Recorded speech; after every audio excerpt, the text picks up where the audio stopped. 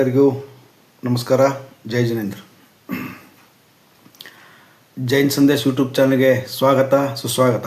ಸ್ನೇಹಿತರೆ, ನಿನ್ನೆ ದಿನ ಅಂದರೆ ಜೂನ್ 8ರಂದು ಕಾಗವಾಡ ತಾಲೂಕಿನ ಐನಾಪುರ ಪಟ್ಟಣದಲ್ಲಿ ಒಂದು ಜೈನ್ ಸಮಾವೇಶ ನಡೆಯಿತು. ಈ ಬಗ್ಗೆ ತಮಗೆಲ್ಲ ಈಗಾಗಲೇ ಮಾಹಿತಿ ಇದೆ ಅಂತ ತಿಳ್ಕೊಂಡಿದ್ದೇವೆ. ಆಚಾರ್ಯ ಶ್ರೀ ಗುಣಧರ್ನಂದಿ ಮಹಾರಾಜರ ನೇತೃತ್ವದಲ್ಲಿ, ಸಾನ್ನಿಧ್ಯದಲ್ಲಿ ಹಾಗೂ ನಾಡಿನ ಎಲ್ಲ ಭಟ್ಟಾರಕರ ಸಮ್ಮುಖದಲ್ಲಿ ಮತ್ತು ಅವರ ಉಪಸ್ಥಿತಿಯಲ್ಲಿ ಇದೊಂದು ದೊಡ್ಡ ಬೃಹತ್ ಪ್ರಮಾಣದ ಒಂದು ಜೈನ್ ಸಮಾವೇಶ ನಡೆಯಿತು. ಈ ಸಮಾವೇಶಕ್ಕೆ ಕರ್ನಾಟಕದ ಗೌರವಾನ್ವಿತ ರಾಜ್ಯಪಾಲರಾದಂಥ ಥಾವರ್ಚಂದ್ ಗೆಹ್ಲೋಟ್ ಅವರು ಆಗಮಿಸಿದರು. ಮುಖ್ಯ ಅತಿಥಿಯಾಗಿ ಆಗಮಿಸಿ ಸಮಾವೇಶವನ್ನು ಉದ್ಘಾಟನೆ ಮಾಡಿದರು. ಈ ಸಮಾವೇಶದ ನೇತೃತ್ವ ವಹಿಸಿದಂಥ ಆಚಾರ್ಯ ಶ್ರೀ ಗುಣಧರ್ನಂದಿ ಮಹಾರಾಜರು ತಮ್ಮ ಆಶೀರ್ವಚನದಲ್ಲಿ ಮಾತನಾಡ್ತಾ, ಸರ್ಕಾರ ಮುಂಬರುವ ಒಂದು ವರ್ಷದೊಳಗೆ ನಮ್ಮ ಜೈನ ಸಮಾಜದ ಬೇಡಿಕೆಗಳನ್ನು ಈಡೇರಿಸದಿದ್ದಲ್ಲಿ ತಾವು ಯಮಸಲ್ಲೇಖನ ವ್ರತವನ್ನು ಸ್ವೀಕರಿಸುವುದಾಗಿ ಘೋಷಣೆ ಮಾಡಿದ್ದಾರೆ. ಈ ಮೂಲಕ ಈ ಹೋರಾಟ ಬಹುತೇಕ ಒಂದು ಕೊನೆಯ ಹಂತದ ಹೋರಾಟಕ್ಕೆ ಬಂದು ತಲುಪ್ತಾ ಇದೆ ಅನ್ನೋ ಭಾವನೆ ನಮ್ಮಲ್ಲಿ ಬರ್ತಾ ಇದೆ. ಸರ್ಕಾರ ಸಹ ಎಷ್ಟೇ ನಾವು ಶಾಂತಿಯುತವಾಗಿ ಹೋರಾಟಗಳನ್ನು ಕೈಗೊಂಡರೂ ಸಹಿತ, ಪ್ರತಿಭಟನೆಗಳನ್ನು ಮಾಡಿದರೂ ಸಹಿತ ಯಾವುದಕ್ಕೆ ಜಗ್ಗದೆ ತಮ್ಮ ಹಠಮಾರಿತನವನ್ನು ತೋರಿಸ್ತಾ ಇದೆ.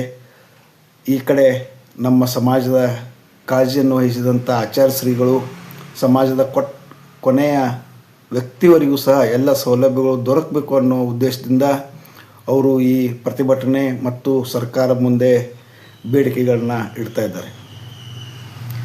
ನಿನ್ನೆ ದಿನ ಜೂನ್ 8ರಂದು ಸಮಾವೇಶ ನಡೀತು. ಈ ಸಮಾವೇಶದಲ್ಲಿ ಪ್ರಮುಖವಾಗಿ 7 ಅಂಶಗಳನ್ನು ಸರ್ಕಾರ ಮುಂದೆ ಜೈನ ಸಮಾಜ ಇಟ್ಟಿದೆ. ಜೈನ ಸಮಾಜದ ಅಭಿವೃದ್ಧಿ ನಿಗಮ ಮಂಡಳಿ ಸ್ಥಾಪನೆ ಆಗಬೇಕು. ಜೈನ ಸಮುದಾಯದ ಬಡವರಿಗೆ ಗ್ರಾಮೀಣ ಭಾಗದಲ್ಲಿ ಹೆಚ್ಚಿನ ಸಂಖ್ಯೆಯವರು ಜೈನ ಸಮಾಜದವರಿದ್ದಾರೆ, ಬಡವರು, ಅವರಿಗೆ ಸಂವೇದ ಶಿಖರ್ಜಿಗೆ ತೆರಳಲು ವಿಶೇಷ ಅನುದಾನ ಅಥವಾ ಉಚಿತವಾಗಿ ತೆರಳುವಂಥ ಒಂದು ಅವಕಾಶವನ್ನು ಕಲ್ಪಿಸಿಕೊಡಬೇಕು. ಜೈನ ಬಡ ಮಕ್ಕಳಿಗೆ ಉಚಿತ ಶಿಕ್ಷಣವನ್ನು ಕೊಡಬೇಕು.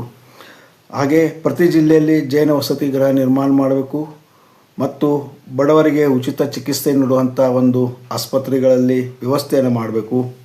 ಪ್ರತಿ ಹಳ್ಳಿಗಳಲ್ಲಿ ಮುನಿನಿವಾಸ ಮತ್ತು ಸಮುದಾಯ ಭವನಗಳನ್ನು ನಿರ್ಮಾಣ ಮಾಡಬೇಕು. ಅದ್ರ ಜೊತೆಗೆ ನಾಡಿನಾದ್ಯಂತ ವಿಹಾರದಲ್ಲಿರುವಂಥ ಜೈನ ಮುನಿಗಳಿಗೆ ಸಂರಕ್ಷಣೆ ಕೊಡುವಂಥ ಒಂದು ಕೆಲಸ ಕಾರ್ಯವನ್ನು ಸರ್ಕಾರ ಮಾಡಬೇಕು ಅಂಥೇಳಿ ಸೇರಿದಂತೆ ಒಟ್ಟು 7 ಬೇಡಿಕೆಗಳನ್ನು ಸರ್ಕಾರ ಮುಂದೆ ನಿನ್ನಿನ ಸಮಾವೇಶದಲ್ಲಿ ಒಂದು ಮಂಡನೆಯನ್ನು ಮಂಡಿಸಿ ಅದಕ್ಕೆ ಎಲ್ಲರೂ ಅನುಮೋದನೆಯನ್ನು ನೀಡುವ ಮೂಲಕ ಈ ಮನವಿಯನ್ನು ಸರ್ಕಾರಕ್ಕೆ ತಲುಪಿಸಿದ್ದಾರೆ. ಈ ಸಂದರ್ಭದಲ್ಲಿ ಆಚಾರ್ಯ ಶ್ರೀಗಳು ತಾವು ಯಮಸಲ್ಲೇಖನ ತಗುವುದಾಗಿ ಘೋಷಣೆ ಮಾಡಿದ್ದಾರೆ. ಅದಕ್ಕೆ 1 ವರ್ಷದ ಕಾಲಾವಧಿಯನ್ನು ಸಹ ಸರ್ಕಾರಕ್ಕೆ ನೀಡಿದ್ದಾರೆ. ಸಮಾವೇಶವನ್ನು ಉದ್ಘಾಟಿಸಿ ಮಾತನಾಡಿದಂತಹ ಗೌರವಾನ್ವಿತ ರಾಜ್ಯಪಾಲರಂಥ ಥಾವರ್ಚಂದ್ ಗೆಹ್ಲೋಟ್ ಅವರು ತಮ್ಮ ಭಾಷಣದಲ್ಲಿ ಮಾತನಾಡುತ್ತಾ, ಜೈನ ಸಮಾಜ ಶಾಂತಿಪ್ರಿಯ ಸಮಾಜವಾಗಿದೆ, ಅಹಿಂಸಾವಾದಿಗಳಾಗಿದ್ದಾರೆ. ಭಗವಾನ್ ಮಹಾವೀರರ ತತ್ವಗಳನ್ನು ಪಾಲಿಸುತ್ತಾ, ಅವರ ನೀಡಿದ ಸಂದೇಶವನ್ನು ಪಾಲಿಸುತ್ತಾ, ಅವರ ಶಾಂತಿಯುತ ಮಾರ್ಗದಲ್ಲಿ ನಡೆಯುತ್ತಾ ಬಂದಿದ್ದಾರೆ. ಅವರ ಬೇಡಿಕೆಗಳು ಹೊಸದಲ್ಲ, ಮತ್ತು ಅವು ಅಗತ್ಯವಾಗಿವೆ. ಸಮಾಜಕ್ಕೆ ಕೊಡಬೇಕಾದದ್ದು ಸರ್ಕಾರದ ಕರ್ತವ್ಯ ಅಂತ ಹೇಳ್ತಾ, ತಾವು ಈ ಬಗ್ಗೆ ಸರ್ಕಾರದ ಪ್ರತಿನಿಧಿಗಳನ್ನು ಕರೆಸಿ ಅಥವಾ ನೇರವಾಗಿ ಮುಖ್ಯಮಂತ್ರಿಗಳ ಜೊತೆ ಮಾತನಾಡಿ ತಾವೇ ಖುದ್ದಾಗಿ ಈ ಬಗ್ಗೆ ಮುತುವರ್ಜಿ ವಹಿಸುವುದಾಗಿ ಅವರು ಘೋಷಣೆ ಮಾಡಿದ್ದಾರೆ. ಸಮಾರಂಭದಲ್ಲಿ ಮಾಜಿ ಉಪಮುಖ್ಯಮಂತ್ರಿ ಅಥಣಿ ಶಾಸಕರಾದಂತಹ ಲಕ್ಷ್ಮಣ್ ಸವದಿ ಅವರು ಮಾತನಾಡುತ್ತಾ, ಎಲ್ಲ ಶಾಸಕರ ಮಿತ್ರರೊಂದಿಗೆ ಪಕ್ಷಾತೀತವಾಗಿ ಮಾನ್ಯ ಮುಖ್ಯಮಂತ್ರಿಗಳ ಬಳಿ ತೆರಳಿ ನಾವು ಈ ನಿಗಮ ಮಂಡಳಿ ಸ್ಥಾಪನೆ ಮಾಡಲಿಕ್ಕೆ ಪ್ರಯತ್ನ ಮಾಡ್ತೀವಿ ಅಂತ ಒಂದು ಭರವಸೆಯನ್ನು ಕೊಟ್ಟಿದ್ದಾರೆ. ಅದರ ಜೊತೆಗೆ ಬೆಳಗಾವಿ ದಕ್ಷಿಣ ಶಾಸಕರಾದಂತಹ ಅಭಯ ಪಾಟೀಲ್ ಅವರು ಸಹ ಮಾತನಾಡಿ, ಜೈನ ಸಮಾಜ ಒಗ್ಗಟ್ಟಾಗಿರಬೇಕು, ಒಗ್ಗಟ್ಟಿದ್ದರೆ ಬಲ ಇದೆ ಅಂತ ಹೇಳಿ, ಜೈನ ಸಮಾಜ ಒಗ್ಗಟ್ಟಾದರೆ ಯಾವುದೇ ರಾಜಕೀಯ ಪಕ್ಷ ತಾವು ಹೇಳಿದಂಗೆ ಕೇಳುತ್ತವೆ ಮತ್ತು ತಮಗೆ ಮನ್ನಣೆ ಸಿಗ್ತದೆ ಅಂತ ಹೇಳಿ ಭಾಷಣ ಮಾಡಿದರು.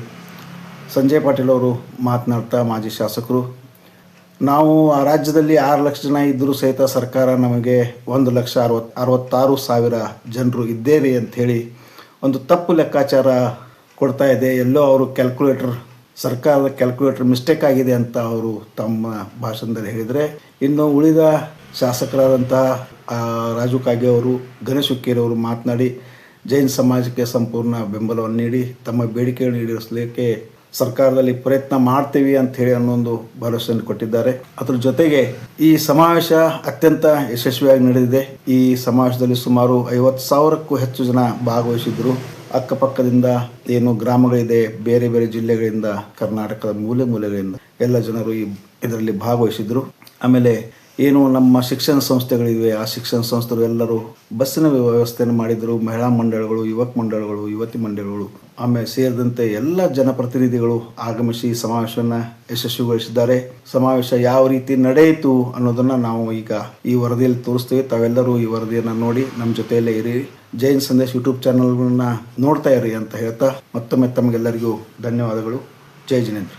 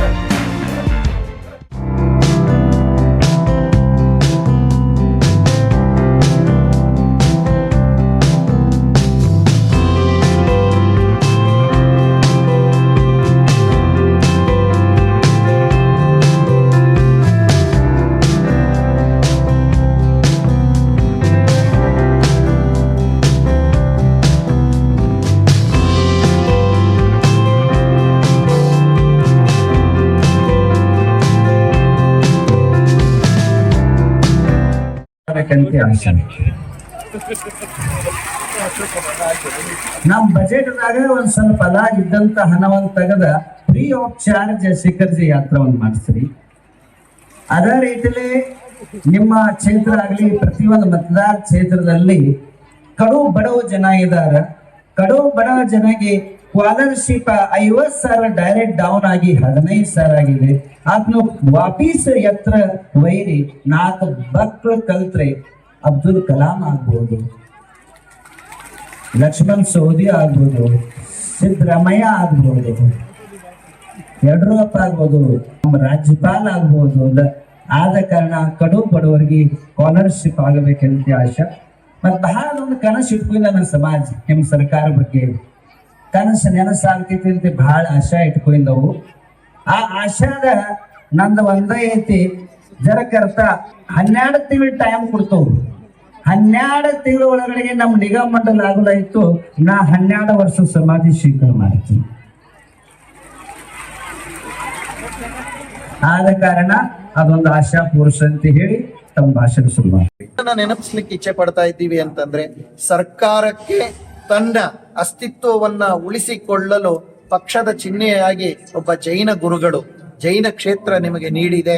ಅಂತಹ ಇದು ಹಸ್ತ ಚಿಹ್ನೆಯನ್ನ ಮಾತ್ರ ನಾವು ಗುರುತಿಸ್ತಾ ಇಲ್ಲ, ದೇಶದ ಚಿಹ್ನೆಯಾದಂತಹ ರಾಷ್ಟ್ರೀಯ ಚಿಹ್ನೆ ಸಿಂಹ ಏನಿದೆ, ಚತುರ್ಮುಖ ಸಿಂಹ ಮತ್ತು ಅಶೋಕ ಚಕ್ರವರ್ತಿಯ ಯಾವ ಅಶೋಕ ಸ್ತಂಭ ಇದೆ, ತ್ರಿವರ್ಣ ಧ್ವಜದಲ್ಲಿ ಇರ್ತಕ್ಕಂತಹ ಅಶೋಕ ಚಕ್ರ ಇದೆ. ಈ ಎಲ್ಲವನ್ನ ಆ ಸಮಾಜ ಕೊಟ್ಟಿದೆ. ಯಾವ ಸಮಾಜ? ನಾವಿವತ್ತು ಬೇಡ್ತಾ ಇರ್ತಕ್ಕಂತಹ ಆ ಜೈನ ಸಮಾಜ ದೇಶಕ್ಕೆ ಏನು ಕೊಡುಗೆ ಕೊಟ್ಟಿದೆ ಅನ್ನೋದಕ್ಕೆ ಇವೆಲ್ಲವೂ ಒಂದು ಆಯ್ದ ಲಕ್ಷಣಗಳು, ಆಯ್ದ ಚಿಹ್ನೆಗಳು. ಹಾಗಾಗಿ ಈ ಚಿಹ್ನೆಗಳಿಂದಾಗಿ ಮಾತ್ರ ನಾವು ಸಮಾಜವನ್ನ ಕೊಡಿ ಅಂತ ಹೇಳ್ತಾ ಇಲ್ಲ, ಅಲ್ಲಿಂದ ಹಿಡಿದು ಶಿಖರದವರೆಗೆ ದೇಶಕ್ಕಾಗಿ ತನ್ನನ್ನು ಸಮರ್ಪಣೆ ಮಾಡಿಕೊಂಡಂತಹ ಯಾವುದಾದ್ರೂ ಒಂದು ಸಮಾಜ ಇದ್ರೆ ಅದು ಜೈನ ಸಮಾಜ. ಅಂತ ಜೈನ ಸಮಾಜವನ್ನ ಇವತ್ತು ಸರ್ಕಾರ ಕಡೆಗಣಿಸುವುದನ್ನ ನಾವು ಯಾವುದೇ ಕಾರಣಕ್ಕೂ ಒಪ್ಪುವುದಿಲ್ಲ. ಹಾಗಾಗಿ ಸರ್ಕಾರದ ಮುಂದೆ ಕಡೆಗಣಿಸದೆ ನಮ್ಮನ್ನ ರಕ್ಷಣೆ ಮಾಡಬೇಕು, ಸಮಾಜವನ್ನ ರಕ್ಷಿಸಬೇಕನ್ನೋದು ಈ ಮೂಲಕವಾದಂತ ಹಕ್ಕು. ಸಂಗತಿ ಪರಂ ಪೂಜ್ಯ ಬೃಂದಾನಂದ ಮಣಿ ಮಹಾರಾಜರ ಕಮಲದಲ್ಲಿ ವಂದಿಸುತ್ತಾ ಭಟ್ಟಾರಕ ಸ್ವಾಮೀಜಿ ಅವರಿಗೆ ಇಚ್ಛಾನು ಹೇಳುತ್ತಾ ವೇದಿಕೆ ಮೇಲೆ ಹೆಸರು ಹೇಳ್ತಾ ಎಲ್ಲ ಗಣ್ಯರಿಗೆ, ಯಾಕಂದ್ರೆ ಸಮಯ ಕಡಿಮೆ ಇದೆ, ನಾ ಎಲ್ಲರದು ಹೆಸರು ತಗೊಳ್ ಕೊಡೋದಿಲ್ಲ. आज के हमारे प्रमुख अतिथि आदरणीय महामहिम राज्यपाल जी थवर सिंह गेहलोत जी, ಇಲ್ಲಿ ಸೇರಿದಂತ ಎಲ್ಲ ನಮ್ಮ ಶ್ರಾವಕ ಶ್ರಾವಿಕರೇ ಎಲ್ಲರಿಗೂ ಜೈ ಜಿನೇಂದ್ರ. ಆದರಣೀಯ ಮಹಾಮಹಿಮ್ ಜಿ सिर्फ 5 मिनट का समय लूंगा। ऐसा कहते हैं कि इंसान के जीवन में जब अंधेरा छाता है तो वो भगवान के मंदिर में जाता है, एक उम्मीद का दिया वहीं पे मिलेगा, ये सोच लेकर वो मंदिर में जाता है, भगवान कुछ आशीर्वाद करेगा। गुंडन नंदी महाराज जी को अगर आपने देखा तो ये तो नंगा फकीर है, ये क्या करेगा सोचेंगे दुनिया वाले, लेकिन ये नंगा फकीर ये ताकत रखता है कि सरकार की नींव को हिलाने की ताकत एक नंगे फकीर में होती है। वो दिखाने का काम आज गुंडन नंदी महाराज जी ने किया है। जैन समाज कुछ मांगता नहीं, हमेशा देने की ताकत रखता है।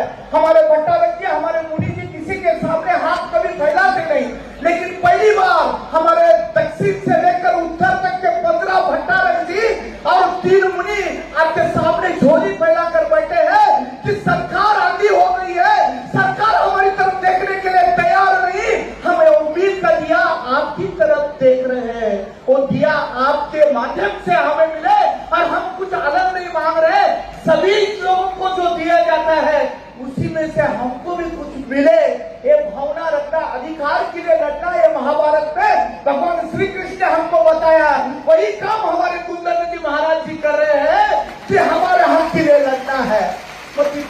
ತಪ್ಪಿಲ್ಲ ಮಹಾರಾಜರಿಗೆ ಇದು ಈ ಶಕ್ತಿ ಪ್ರದರ್ಶನ ಅಂದ್ರೆ ನಾವು ಜೈನರ ಬಗ್ಗೆ ಕಲ್ಪನೆ ಕಡಿಮೆ ಮಾಡಿ ತಪ್ಪು ತಿಳ್ಕೊಂಡಿದ್ದಾರೆ. ಸೌದಿ ಸಾಹೇಬ್ರು ಮಾತಾಡಿದ್ರು, ಗಣೇಶ್ ಗಿರಿಜಿ ಅವ್ರು ಸುತ್ತಾರ, ಕಾಂಗ್ರೆಸ್ ಅವರೆಲ್ಲ ಸುತ್ತಾರ, ಅಭಯ್ ಪಾಟೀಲ್ ಮಾತಾಡೋದು ಮರೆತರು. ನಾವು 1 ಲಕ್ಷ ಇಲ್ಲೋ ಅಂತ ನಮ್ಮ ಕಾಂಗ್ರೆಸ್ ಸರ್ಕಾರ ಹೇಳ್ತಾ ಇದೆ. ಆದ್ರೆ ನಿಮ್ಮ ಚಿಕ್ಕೋಡಿ ಪಾರ್ಲಿಮೆಂಟ್ ದಾಗ ನಾವು 5 ಲಕ್ಷ ಇದೀವಿ, 1 ಲಕ್ಷ ಅಂತ ಹೇಳ್ತಾ ಇದ್ರಿ. ನಿಮ್ ಕ್ಯಾಲ್ಕುಲೇಟರ್ಗೆ ಬೆಂಕಿ ಹಚ್ಚೋದು ಏನು ಮಾಡೋದು ಅಂತ ಪ್ರಶ್ನೆ. ಎಲ್ಲಿ ಕ್ಯಾಲ್ಕುಲೇಟರ್ ಈಗ ನಾವು ಕೂಡಿಗೆ ಬರಂಗಿಲ್ಲ ಅಂತ ನಮ್ಗೆ ನೀವು ಗ್ರಾಂಟೆಡ್ ತಂದು ಕೂತಿದ್ದೇವೆ. गुंडन नंदी महाराज चालू ಮಾಡಿದ್ದಾರೆ ಕೂಡುಗ. ಅವರೇ मामा की एक बात उन्होंने कही, मैं संलेख ना लूंगा, इसका मतलब 1 साल के बाद वो अमरण उपोषण के लिए बैठेंगे और जैन समाज की मुनि एक बार बोलते हैं वो करके दिखाते हैं. और उसमें तो ये गुंडन नंदी महाराज जी है, जुबान से निकली बात तीर से कमान से भी तेज होती है, वैसे है हमारे मुनीश्री.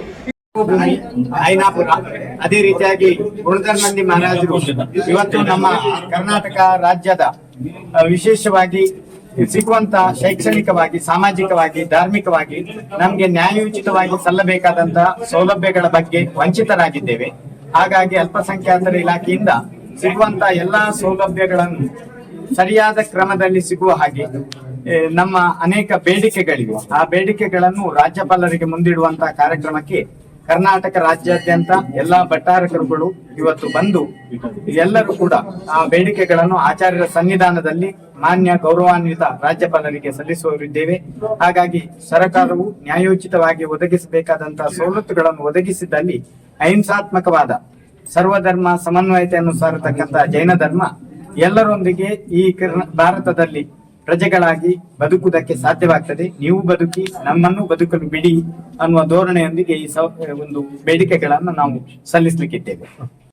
ಜೈನ ಸಮುದಾಯಕ್ಕೆ ತಮ್ಮ ನ್ಯಾಯಸಮ್ಮತವಾಗಿರ್ತಕ್ಕಂತಹ ಸವಲತ್ತುಗಳು ರಾಜ್ಯ ಸರ್ಕಾರದಿಂದ, ಕೇಂದ್ರ ಸರ್ಕಾರದಿಂದ ಸಿಗಬೇಕು ಅಂತಕ್ಕಂಥ ಉದ್ದೇಶವನ್ನು ಇಟ್ಕೊಂಡು ಇವೆರಡೂ ಸರ್ಕಾರದ ಗಮನವನ್ನ ಸೆಳೆಯಲಿಕ್ಕೆ ಈ ಒಂದು ಬೃಹತ್ವಾಗಿರ್ತಕ್ಕಂಥ ಸಮಾವೇಶವನ್ನ ಆಯೋಜನೆ ಮಾಡಿದ್ದಾರೆ. ಅವರ ದೊಡ್ಡ ಒಂದು ಅಪೇಕ್ಷೆ ಇದೆ, ಈ ರಾಜ್ಯದಲ್ಲಿ ಇರ್ತಕ್ಕಂಥ ಜೈನ ಸಮುದಾಯ ಬಹಳ ದೊಡ್ಡ ಪ್ರಮಾಣದಲ್ಲಿ ಇದ್ರೂ ಕೂಡ ಅದಕ್ಕೆ ತನ್ನದೇ ಆಗಿರ್ತಕ್ಕಂಥ ಒಂದು ಸವಲತ್ತುಗಳು ಸಿಗ್ತಕ್ಕಂಥ ಸಂದರ್ಭದಲ್ಲಿ ಸ್ವಲ್ಪ ಮಟ್ಟಿಗೆ ವ್ಯತ್ಯಾಸ ಆಗ್ತಾ ಇದೆ. ಆ ವ್ಯತ್ಯಾಸವನ್ನ ಸರಿದೂಗಿಸೋಸ್ಕರ ಈ ಸರ್ಕಾರದ ಗಮನಕ್ಕೆ ತಂದು ನಮಗೆ ಸಿಗಬೇಕಾಗಿರ್ತಕ್ಕಂಥ ನ್ಯಾಯವನ್ನ ಒದಗಿಸಿಕೊಡ್ಬೇಕು ಅಂತಕ್ಕಂಥದ್ದನ್ನ ತಮ್ಮ ಅಭಿಪ್ರಾಯವನ್ನ ನಮ್ಮೆಲ್ಲರ ಮುಂದೆ ಮತ್ತು ಗಣವತ್ತ ರಾಜ್ಯಪಾಲರಾಗಿರ್ತಕ್ಕಂಥ ತಾವರ್ ಚಂದ್ ಗೆಹ್ಲೋಟ್ ಅವರ ಸಮ್ಮುಖದಲ್ಲಿ ಅವರ ಅಪೇಕ್ಷೆಯನ್ನು ವ್ಯಕ್ತಪಡಿಸಿದ್ದಾರೆ. ಪೂಜ್ಯರೇ, ತಾವು ಬೆಳಗಾವಿಯಲ್ಲಿ ಒಂದು ಸಮಾವೇಶವನ್ನ ಆಯೋಜನೆ ಮಾಡಿ ಆ ಒಂದು ಸಮಾವೇಶದಲ್ಲಿ ನಮ್ಮೆಲ್ಲರ ಗಮನಕ್ಕೆ ತಂದಿದ್ದೀರಿ. ರಾಜ್ಯದಲ್ಲಿ ಒಂದು ಪ್ರತ್ಯೇಕವಾಗಿರ್ತಕ್ಕಂಥ ನಿಗಮ ಆಗಬೇಕು, ಅದರ ಜೊತೆಗೆ ಜೈನ್ ಸಮುದಾಯದ ವಿದ್ಯಾರ್ಥಿನಿಯರಿಗೆ ಪ್ರತ್ಯೇಕವಾಗಿರ್ತಕ್ಕಂಥ ವಸತಿ ನಿಲಯಗಳನ್ನ ಸ್ಥಾಪನೆ ಮಾಡಬೇಕು, ಸಸ್ಯಾಹಾರವನ್ನ ಕೊಡ್ತಕ್ಕಂಥ ಕಾರ್ಯಕ್ರಮ ಮಾಡಬೇಕು ಅಂತಕ್ಕಂಥ ವಿಚಾರವನ್ನ ತಾವು ಹೇಳಿದ್ರಿ. ನಿಮ್ಮೆಲ್ಲರ ಧ್ವನಿಯಾಗಿ ವಿಧಾನಸಭೆಯಲ್ಲಿ ಸರ್ಕಾರದ ಗಮನವನ್ನ ಸೆಳೆಯಕ್ಕೆ ಒಂದು ಕೊಡುಗೆಯನ್ನ ಕೊಡಬೇಕು. ಕಾರಣ ಅಂತಂದ್ರೆ ಅವರಿಗೆ ಸಿಗ್ತಕ್ಕಂಥ ಸವಲತ್ತಲ್ಲಿ ಅವರಿಗೆ ಅನ್ಯಾಯ ಆಗ್ತಾ ಇದೆ, ಅನ್ಯಾಯವನ್ನ ಸರಿದೂಗಬೇಕು ಅಂತಕ್ಕಂಥದ್ದನ್ನ ವಿವರವಾಗಿ ನಾನು ಮುಂದಿನ ಇಲ್ಲಿ ಅಭಯ್ ಪಾಟೀಲ್ ಇದ್ದಾರೆ, ನಮ್ಮ ಗಣೇಶ್ ಹುಕ್ಕೇರಿ ಅವರಿದ್ದಾರೆ, ರಾಜು ಕಾಗೆ ಅವರಿದ್ದಾರೆ, ಐವಾಳಿ ಅವರಿದ್ದಾರೆ.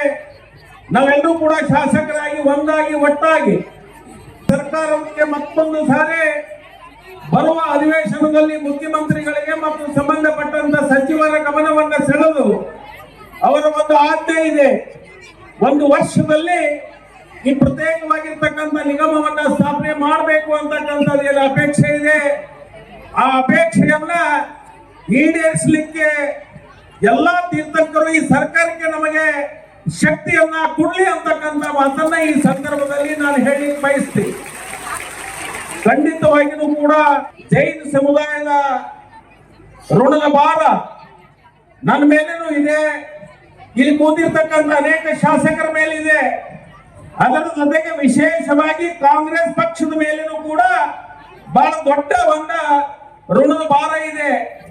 ಯಾಕಂದ್ರೆ ಇದೇ ತಾಲೂಕಿನವರು ಸೇಡ್ಪಾಳದಲ್ಲಿ ಜನಿಸಿರ್ತಕ್ಕಂಥ ಪರಮ ಪೂಜ್ಯರು ವಿದ್ಯಾನಂದ ಮುನಿ ಮಹಾರಾಜರು ನಮಗೆ ಕಾಂಗ್ರೆಸ್ ಪಕ್ಷಕ್ಕೆ ಹಸ್ತದ ಚಿನ್ನವನ್ನ ಕೊಟ್ಟಿರ್ತಕ್ಕಂಥ ಮಹಾತ್ಮರು ಅವರು. ಅಂತ ಮಹಾತ್ಮರ ಚಿನ್ನವನ್ನ ಕೊಟ್ಕೊಂಡು ನಾವು ತಗೊಂಡು ಇವತ್ತು ದೇಶಾದ್ಯಂತ ಕಾಂಗ್ರೆಸ್ ಪಕ್ಷ ಉಳಿದಿದೆ ಮತ್ತು ಬೆಳೆದಿದೆ, ಮುಂದೂ ಕೂಡ ಬೆಳೀತಾ ಇದೆ ಅಂತಕ್ಕಂಥದ್ದು ಅರಿವು ನಾವೆಲ್ಲರೂ ಇಟ್ಕೊಂಡು ಮುಂದಿನ ನಿರ್ಮಾಣದಲ್ಲಿ ಖಂಡಿತವಾಗಿಯೂ ನಿಮ್ಮ ಧ್ವನಿಯಾಗಿ ನಿಮ್ಮ ಅಪೇಕ್ಷೆಯನ್ನ ಈಡೇರಿಸೋದ್ರಲ್ಲಿ ನಮ್ಮ ಪ್ರಾಮಾಣಿಕವಾಗಿರ್ತಕ್ಕಂಥ ಪ್ರಯತ್ನವನ್ನ ಖಂಡಿತವಾಗಿಯೂ ನಾವು ಮಾಡ್ತೀವಿ ಅಂತಕ್ಕಂಥ ಮಾತು. ಸ್ನೇಹಿತರೆ, ಜೈನ್ ಸಂದೇಶ್ ಯೂಟ್ಯೂಬ್ ಚಾನಲ್ ಇದು ನಿಮ್ಮ ಚಾನಲ್ ಆಗಿದೆ. ಜೈನ್ ಸಮಾಜದ ಪ್ರಮುಖ ಸುದ್ದಿಗಳನ್ನು ತಮ್ಮವರೆಗೆ ತಲುಪಿಸುವ ಕಾರ್ಯವನ್ನು ಜೈನ್ ಸಮಾಜ ನಿರಂತರವಾಗಿ ಜೈನ್ ಸಂದೇಶ್ ಯೂಟ್ಯೂಬ್ ಚಾನಲ್ ನಿರಂತರವಾಗಿ ಮಾಡ್ತಾ ಬಂದಿದೆ. ಇನ್ನು ಮುಂದೆಯೂ ಸಹ ಈ ಜೈನ್ ಸಂದೇಶ್ ಯೂಟ್ಯೂಬ್ ಚಾನಲ್ ನಿಮ್ಮ ಮಾಹಿತಿಗಾಗಿ ಕಾರ್ಯನಿರ್ವಹಿಸ್ತಾ ಇರದೆ ಈಗಾಗಲೇ ತಾವು ಪ್ರೋತ್ಸಾಹನ ಕೊಟ್ಟಿದ್ದೀರಿ. ಇನ್ನೂ ಹೆಚ್ಚಿನ ಪ್ರೋತ್ಸಾಹನ ಕೊಡ್ತಾ ನಮ್ಮ ಜೈನ್ ಸಂದೇಶ್ ಯೂಟ್ಯೂಬ್ ಚಾನಲ್ಗೆ ಸಬ್ಸ್ಕ್ರೈಬ್ ಆಗುವ ಮೂಲಕ ನಮ್ಮನ್ನು ಪ್ರೋತ್ಸಾಹಿಸಬೇಕಂತ ಹೇಳಿ ಕೇಳ್ಕೊತಾ ಮತ್ತೊಮ್ಮೆ ತಮ್ಮೆಲ್ಲರಿಗೂ ಜೈ ಜಿನೇಂದ್ರ.